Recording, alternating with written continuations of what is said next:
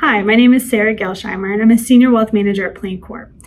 And today we're going to continue the video series on the biggest mistakes business owners make and how to avoid them. And this video covers mistake number 3, which is neglecting to mitigate risk. Obviously, as a business owner, you are taking on a lot of risk. Some of these risks can be cost effectively insured against, others cannot. So I would highly encourage you to work with a financial or an insurance professional who can help you determine which of these different policies you should consider. Obviously, there are a wide range of insurance policies available, such as general liability policies, errors and omissions coverage, workers' comp, credit insurance, even cyber insurance is an option now.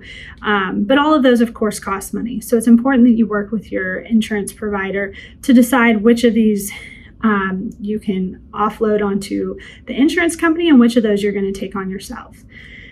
So in terms of the risks that you are taking on, obviously one of the biggest risks is by default from a customer not paying.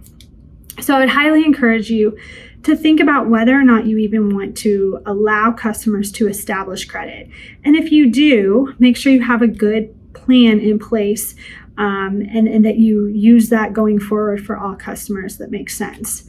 Another aspect is on the employee side. So if you have employees in a business, obviously, the great motto is trust but verify. So it's always great to go into that with a trusting atmosphere, but you also want to make sure you're verifying. So make sure that your employees know that you plan to review expense reports on a regular basis, and try to avoid any type of issue to begin with. So for example, issuing prepaid gas cards instead of giving employees a credit card. So just different ways to hopefully mitigate the risk of having anyone take advantage of you.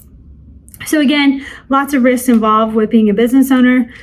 So definitely working with an insurance provider to help you figure out which of those policies you can take and which ones you're going to cover yourselves is really, really important.